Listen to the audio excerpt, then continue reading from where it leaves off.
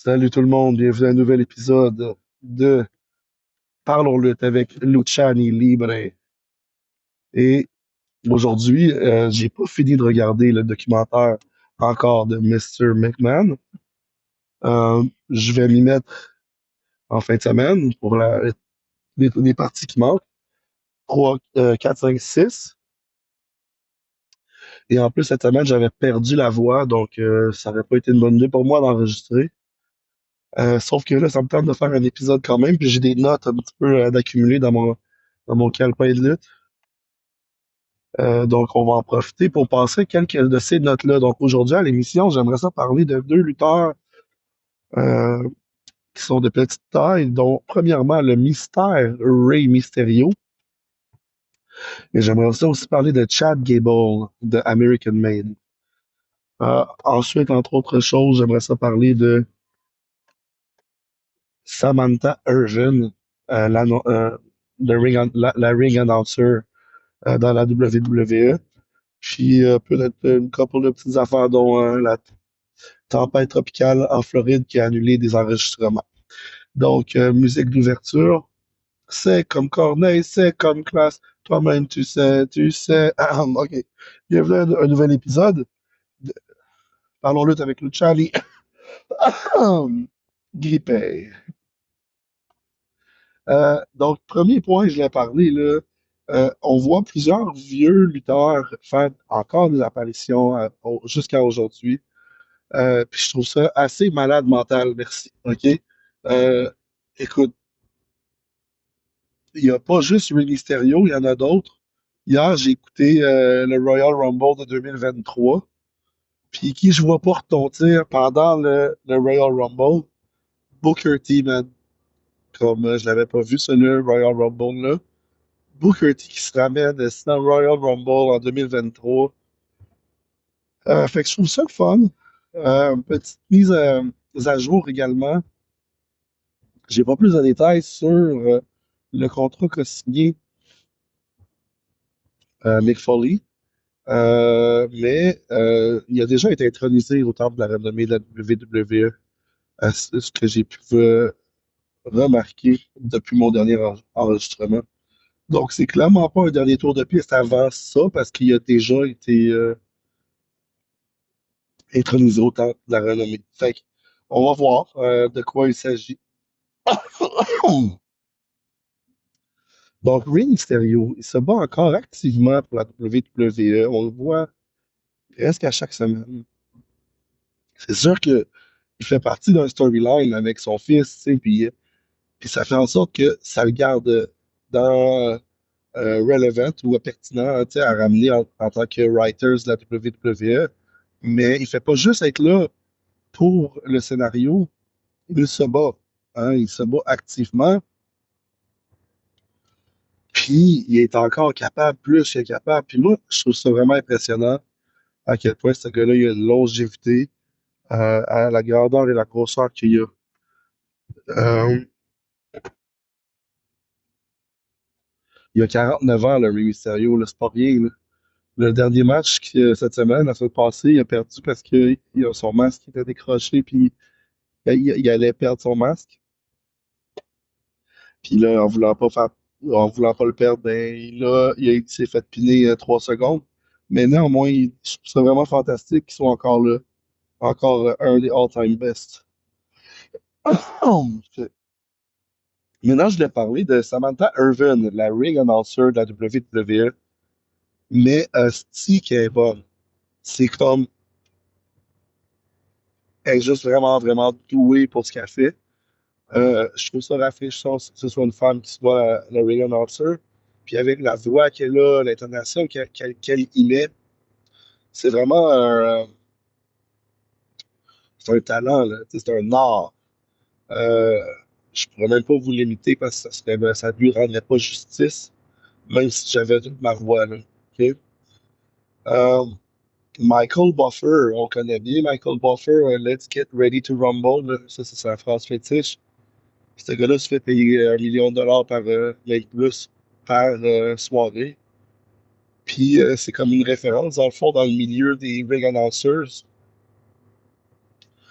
Il y a son demi-frère, frère, Bruce Buffer aussi, là, qui a réussi à faire une carrière là-dessus. Lui, sa phrase fétiche, c'est It's time, qui est pas mal moins intéressante si tu me le demandes, là, mais bon.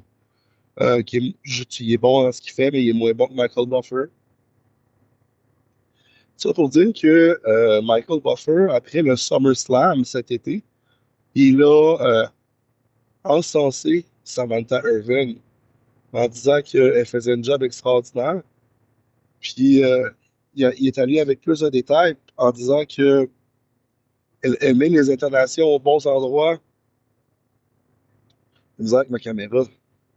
Ceux qui m'écoutent juste sur les podcasts, vous ne me voyez pas gosser avec depuis le début, là, mais les autres, je suis désolé. Donc, il disait qu'au SummerSlam, elle a montré toute l'étendue de son talent parce que elle fallait qu'elle ait des pauses aux bons endroits quand elle fait son announcement. Il faut qu'elle mette de l'émotion aux bons endroits et puis qu'elle mette de l'intensité aux bons endroits. Puis il disait qu'elle était extraordinaire. Tu sais. Fait que venant du roi des rois des ring announcers, Michael Buffer, c'est sûr que ça y a fait un petit boulot parce que ça va être urgent. Puis moi, je suis vraiment content que la WWE l'ait mis sous contrat parce qu'elle est excellente. Ça fait vraiment. euh, ça fait que le spectacle en est grandement amélioré. Encore une fois, des détails que d'autres ligues ne portent pas attention. Tu sais. Je t'ai parlé déjà des autres ligues, la AAA, puis euh, au Japon aussi, puis les autres ligues aux États-Unis. Des fois, les ring announcers sont pas terribles. Puis, il me semble qu'il faudrait qu'en tant que promoteur, tu fasses attention à tous les détails, vu que ton spectacle, c'est un spectacle, justement. Donc, Samantha Irvin, elle était chanteuse avant. Là, elle est la conjointe de Ricochet depuis un certain temps. Elle a participé dans des auditions de American Idol, America's Got Talent, un peu ces choses-là. Elle chante encore, à ce que je comprends, mais son main gig, c'est vraiment la WWE maintenant, puis avec raison. Quand tu es talentueux, puis tu trouves ta niche quelque part, c'est juste correct d'y rester tant que. Donc, bravo à Samantha Irvin. Puis, si vous ne l'aviez pas remarqué, c'est la femme qui annonce les vainqueurs et les lutteurs qui s'en viennent. Là, tu sais. Puis, vous remarquerez maintenant à quel point elle fait bien son travail et qu'elle a la voix pour l'emploi. C'est clair. Alors, ça me mène à mon troisième point, c'est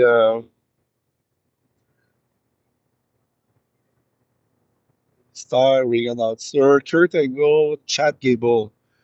Chad Gable là, de American Made, pourquoi je dis Kurt Angle aussi, c'est parce que ils ont tous les deux un background de lutte gréco-romaine, puis les deux ont été aux Olympiques. Kurt Angle, la WWE en a fait un gros cas parce qu'il avait gagné la médaille d'or pour les Olympiques pour les États-Unis. Donc, ça faisait vraiment en sorte qu'ils avaient une carte avec laquelle ils pouvaient faire un petit peu plus longtemps avec son personnage Kurt Angle. Puis, Chad Gable, lui aussi, a été aux Olympiques à Londres en 2012. Il n'a pas connu le même succès que son prédécesseur, Kurt, mais quand même, tu vas aux États-Unis, ça veut dire, tu vas aux Olympiques, ça veut dire que tu es une bête dans ce que tu fais, quand même. Donc, Kurt Angle, que, à prime abord, mais premièrement, on pourrait dire qu'il joue bien son rôle parce que il est un peu gossant, limite face à claque,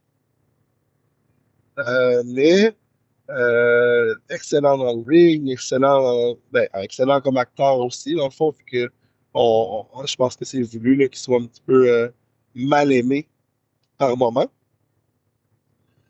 Puis, il a tout à fait sa place dans American Made. Fait il mesure 5 pieds 9. Tu sais, moi, je trouve ça le fun de voir des lutteurs de petite taille dans ce monde de géants. Ça amène une saveur différente, tu sais. Malheureusement, tu sais, j'ai réécouté cette semaine parce que, je vais être bien franc avec vous, Le dernier Royal Rumble que j'ai regardé avant que je revienne à la lutte récemment, l'année passée, ça remonte à il y avait de ça exactement 20 ans. Et cette année-là, ben, si vous faites le calcul, 2024, le Royal Rumble de 2004, en effet, ceux qui fait les maths avec moi me suivent, c'était l'année où Chris Benoit avait gagné le Royal Rumble. Et je crois personnellement que, là, je pense que tous les fans de lutte savent ce qui s'est passé par la suite, la tragédie qui s'est produite par la suite. Chris Benoit a assassiné sa deuxième femme et son enfant qu'il avait avec elle, ce qui a pour toujours terni son image. Puis, comme plusieurs lutteurs l'ont dit, puis pourquoi je parle de lui, c'est parce que c'était aussi un lutteur de petite trempe. Là. Il mesurait 5 pieds 9, 5 pieds 10, max lui aussi. Puis, c'est une tragédie sans nom.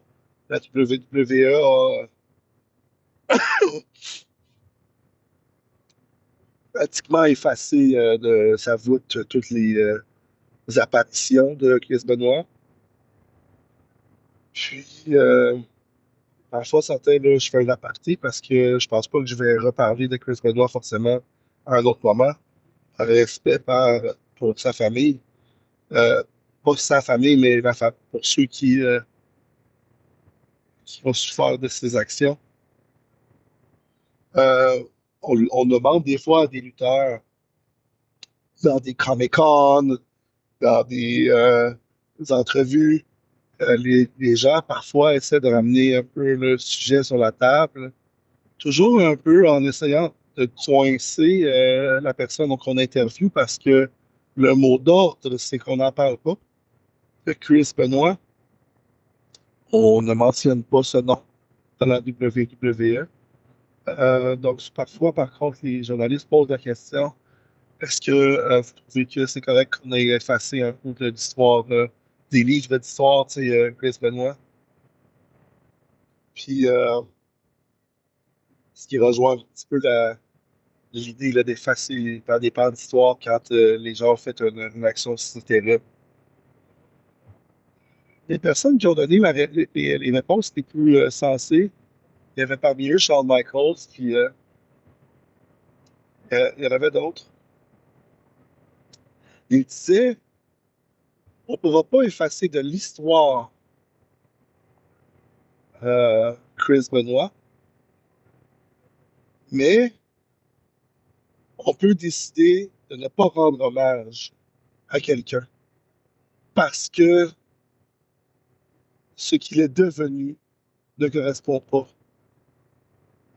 ouais, là, à ce qu'on veut promouvoir en tant qu'organisation. Puis, il faut faire la distinction, oui, entre ses accomplissements et l'action qu'il a commise. Mais je rajoute, c'est un honneur et un privilège de faire partie de la WWE. Ce n'est pas un droit acquis.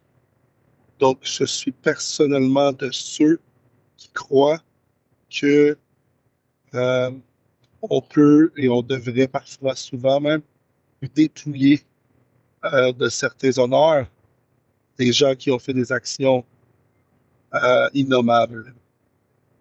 Donc, on n'efface pas l'histoire, on y ajoute. C'est mon point personnel. On y ajoute. Donc, oui, il a gagné les combats qu'il a gagnés. Oui, il a eu la carrière qu'il a eue. Euh, oui, il a fait partie de la WWE. Mais oui, il a été enlevé de la possibilité d'accéder au Hall of Fame. Et oui, on a enlevé du tabloïd ses exploits. Donc, ça fait, c'est deux choses qui peuvent être vraies. Donc, ses exploits et le fait qu'on décide de l'en dépouiller et de ne pas vouloir l'honorer davantage. Je crois que c'est deux choses qui font partie de l'histoire maintenant. Donc, on n'efface pas l'histoire à proprement parler, selon moi. On fait simplement s'adapter à ce qui s'est produit. Toutes mes sympathies aux gens qui sont dans l'entourage de cet homme et de sa famille à qui il a fait ses actions meurtrières. Donc, c'est un gars de Montréal, c'est un Québécois.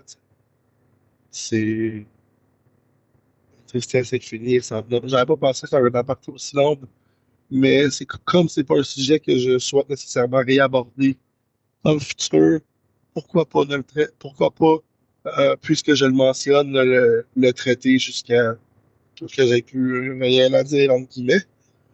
Et comme c'était un épisode un petit peu plus court aujourd'hui, ben pourquoi pas.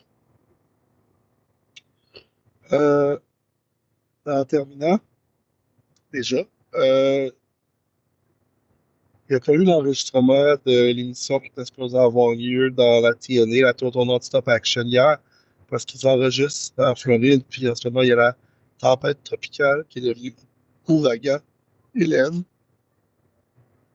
Ce qui fait en sorte que hier, ils ont diffusé à la place un montage des meilleurs moments de leur événement annuel principal qui est Bound for Glory. Puis, je sais pas ce qu'ils vont faire. Il y a tout le temps là, de me faire une émission avant Bound for Glory. Je pense qu'il y a vu passer pas en fin de semaine.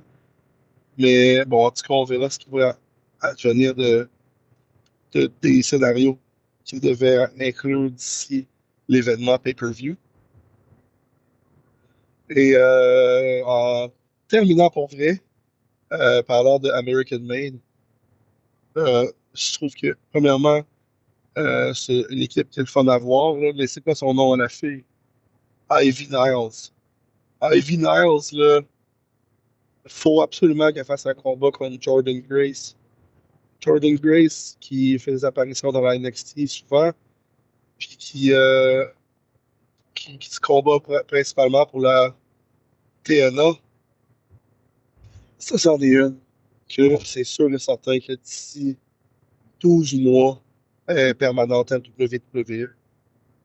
Écoute, elle est trop bonne là, que ça n'arrive pas à aller aussi vite que ça, là, selon moi. Donc, mark my words, I guess.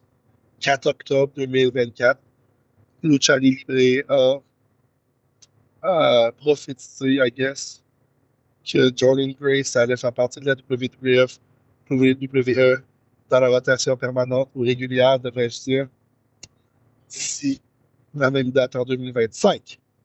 Et j'aimerais voir un combat entre Ivy Niles de la American Made et Jordan Grace. Ça serait épique de chez épique. Je termine avec ça.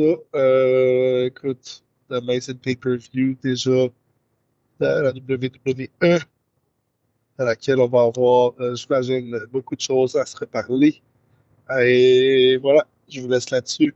Je vais aller écouter en fin de semaine partie 4, 5, 6 de Monsieur McMahon, Mr. McMahon. Alors, c'était votre Half Luchador, Half Lucha Grippé. Chani Roy avec vous pour un nouvel épisode. On se dit à la prochaine. Ciao, ciao.